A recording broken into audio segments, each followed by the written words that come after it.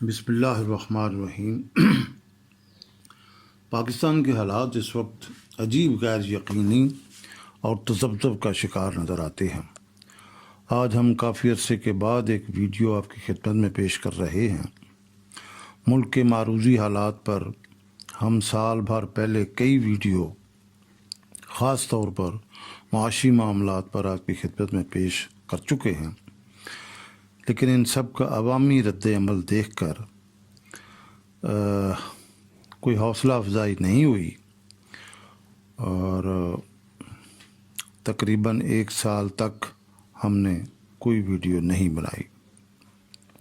ہمارا مقصد اس عمل سے کوئی مالی فائدہ حاصل کرنا نہیں، چونکہ ہماری تعلیم و تربیت اور تجربات سے ہم اتنے حساس ہو گئے ہیں کہ ہم نے ساری زندگی اپنی ذات کا نہیں بلکہ اپنے ملک کے متعلق اپنی عقل و دانش کے مطابق سوچنے، سمجھنے اور کہنے کی کوشش کی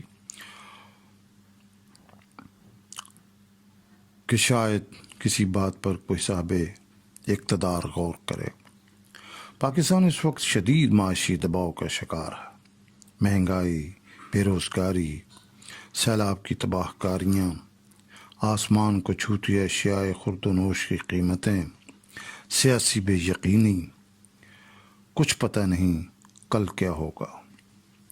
ہم نے قسم کھائی ہے کہ ملک میں کوئی مستحکم حکومت قائم نہیں ہونے دینی جو یکسوئی کے ساتھ ملکی مسائل کی طرف توجہ کر سکے۔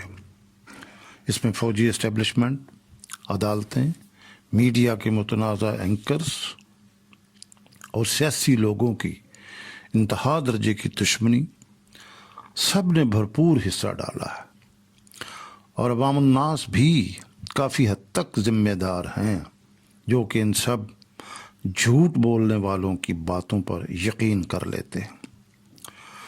اتنی زیادہ گرد اڑا دی گئی ہے کہ کسی کا بھی چہرہ صاف دکھائی نہیں دیتا۔ پاکستان کی کرنسی ڈالر کے عوض 250 روپے کی ہو گئی ہے۔ یہ ڈالر کا بحران ہم صرف ڈالر کی ڈیمانڈ کم کر کے ہی ٹھیک کر سکتے ہیں۔ ہمارے ملک میں ایک وقت میں کئی حکومتیں کام کر رہی ہیں، اور ہمارے بیرونی دشمن انہیں کہیں نہ کہیں کسی نہ کسی شکل میں ان سب قوتوں کو جانے نہ جانے استعمال کر رہے ہیں۔ یہ 26-27 کروڑ لوگوں کا ملک اتنا بے بس لاچار نظر آتا ہے کہ اس کی کوئی کل سیدھی نہیں۔ معاشی محاذ پر 3 سب سے بڑے مسئلے ہیں: بجٹ کا خسارہ اور بیرونی جاری کھاتوں کا خسارہ اور قرض کی ادائیگی۔ بجٹ میں تقریباً 5000 ارب روپیہ آمدنی سے زیادہ خرچ ہے، اور بیرونی کھاتوں میں آپ کا خسارہ تقریباً 15 ارب ڈالر ہے، اور 20 ارب ڈالر قرض واپس کرنے کے لیے، یعنی سالانہ تقریباً 35 ارب ڈالر بیرونی وسائل سے چاہیے۔ اس سارے کا علاج ایک قومی سطح پر ہنگامی معاشی پروگرام ترتیب دینے اور سب متعلقہ لوگوں بشمول اسٹیبلشمنٹ، عدلیہ، میڈیا، سیاستدانوں، یہ سارے طبقات، بیوروکریسی کو ایک پیج پہ آنا ہوگا اور بیٹھ کے سر جوڑ کے بیٹھ کے ایک ملک کو جو بہت بڑا چیلنج ہے، جو اس کی سٹیک داؤ پر لگ گئی ہے، اس کا حل نکالنا ہوگا۔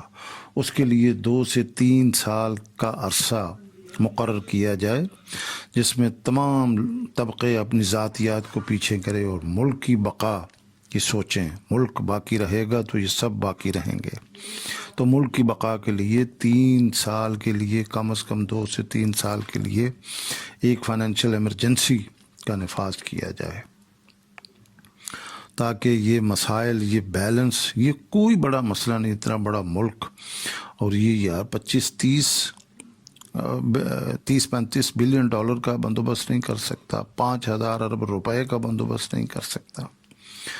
ڈالر کی خرید کو مشکل ترین بنا دیا جائے، سخت سے سخت اقدامات کیے جائیں، پرائیویٹ لین دین کو بہت بند کیا جائے، صرف بینکوں کے ذریعے لین دین کیا جائے، اسمگلنگ روکی جائے۔ یہ جو عیاشیاں کرنے لوگ باہر جاتے ہیں، باہر کے ملکوں میں ٹریول کرتے ہیں اور پھر کریڈٹ کارڈ کے ذریعے پیمنٹس کرتے ہیں اور ڈالر پہ کی قیمت پہ دباؤ کا باعث بنتے ہیں، اور اسی طرح جو امپورٹ ہے اس میں ڈسکرج کی جائیں جو غیر ضروری چیزیں ہیں جن کے بغیر گزارا ہو سکتا ہے۔ اب 80 ارب ڈالر کی امپورٹ کے عوض ہماری 32 ارب ڈالر کی ایکسپورٹ، 48 ارب کا کرنٹ اکاؤنٹ ڈیفیسٹ یا جاری کھاتوں کا خسارہ کون برداشت کر سکتا ہے؟ تو یہ کوئی بڑی بات نہیں ہے، لیکن یہ ہے کہ اگر ارادہ مصمم ہو، اگر ول ہو، when there is a will there is a way، تو رستہ نکل سکتا ہے۔ لیکن اس میں شکل یہ ہے کہ یہ ذاتی تجوریاں بھرنے کی بجائے سب لوگ اکٹھے ہو جائیں، اکٹھے ہو کے اس کا حل ڈھونڈیں خلوص کے ساتھ۔ یہ سیاست ہوتی رہے گی، یہ الیکشن ہوتے رہیں گے، حکومتیں بنتی رہیں گی اور جج اور جنرل بھی بنتے رہیں گے، لیکن یہ ہے کہ ہر کوئی کہتا ہے کہ میں حکمران بن جاؤں، میرے ہاتھ میں ہما میرے سر پہ بیٹھ جائے، ملک جائے بھاڑ میں۔ جب تک یہ سوچ ختم نہیں ہوگی اور کلیکٹیو وزڈم اور سب کو اکٹھے ہو کے، جب تک اس ملک کے مسائل کا حل ایک ہی ہے اور فوری طور پر یہ جو ہے ایک لگژری ٹیکس جو ہے وہ لگایا جائے۔ اس ملک میں ریونیو بڑھانے کا ایک ہی طریقہ ہے کہ لگژری ٹیکس لگایا جائے۔ بڑی گاڑی، بڑا گھر، بڑے ہوٹل میں رہائش، بڑے ہوٹلوں میں کھانا،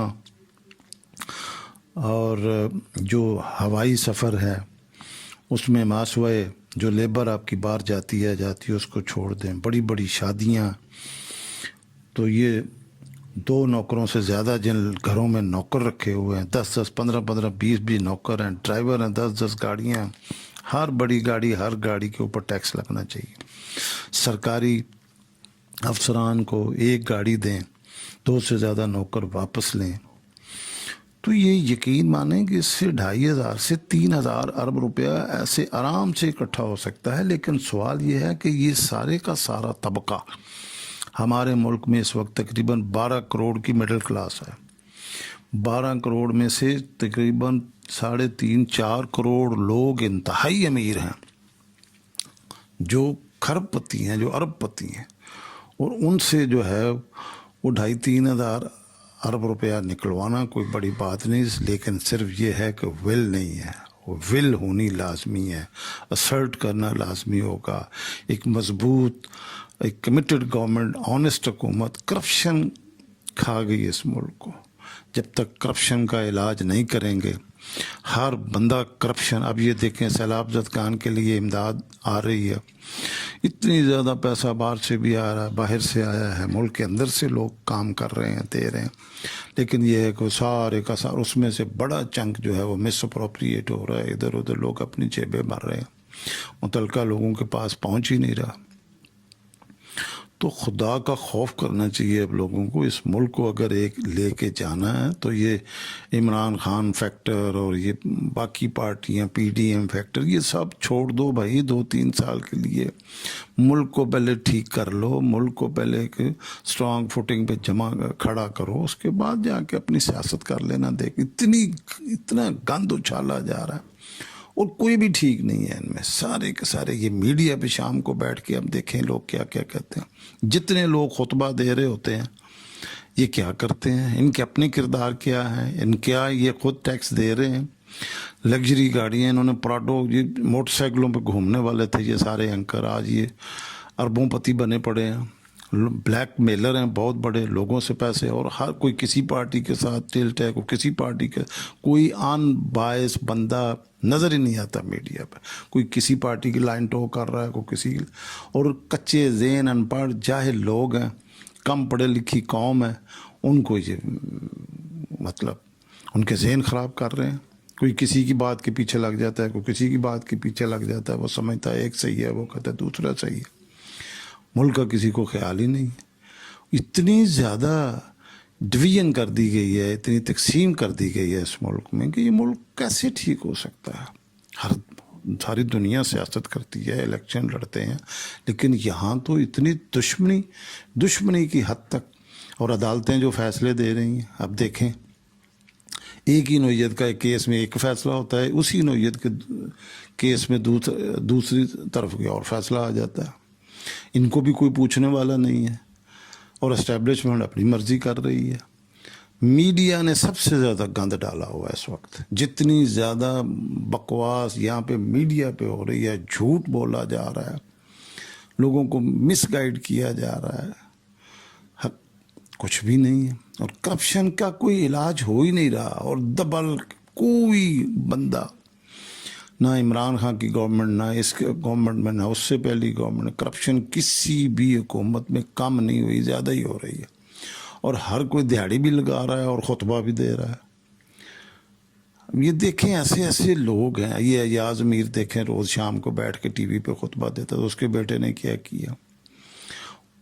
مطلب یار یہ خود شرابی, یہ وہ طبقہ ہے جو شراب, زنا, رشوت کو گناہ ہی نہیں سمجھتے. وہ سمجھتے ہیں کہ یہ تو ہماری زندگی کے لیے لازم و ملزوم ہے. جو لوگ جو اسٹیبلش زانی ہیں, دیوار پہ لکھا ہوا ہے, وہ آپ کے لیڈر ہیں. اسٹیبلش رشوت خور, کرپشن اور شراب, ہر بندہ شراب, نشہ. یار یہ لوگ کیسے اس قوم کو ٹھیک کر سکتے ہیں؟ یہ تو اپنی عیاشیوں میں پڑے ہوئے ہیں, اور قوم بھی سوئی ہوئی ہے. قوم میں تعلیم اتنی ہے نہیں, لوگوں کو سمجھ ہے نہیں. تو یہ خدا کے لیے ان چیزوں کی طرف دھیان کریں, اور اس ملک کو حل کریں کو اگلے 2-3 سال کے لیے. اس کے فائنینشیل مسائل سب سے بنیادی, آبادی کو کنٹرول کرنے کی طرف کسی کی توجہ ہی نہیں ہے. اب یہ جو سیلاب زدہ علاقے ہیں, وہاں پہ کہتے ہیں کہ 3 کروڑ 30 لاکھ جو ہیں وہ سیلاب سے متاثر, 6.5 لاکھ عورتیں وہاں پہ پریگننٹ ہیں, حاملہ ہے, 30-35 لاکھ بچے ہیں. یار خدا کے لیے کوئی ریشو ہے کہیں اتنے, مطلب کسی ملک میں پیدائش کی, جب تک آپ پیدائش کو, آبادی کے ریٹ آف گروتھ کو نہیں روکیں گے, یہ ملک کہیں بھی کسی جگہ نہیں پہنچ سکتا. بہرحال یہ چند گزارشات کی ہیں کہ ان چیزوں کو دیکھا جائے, اور اللہ کرے کہ کوئی سوچے اور اس کے اوپر کو عمل کرے.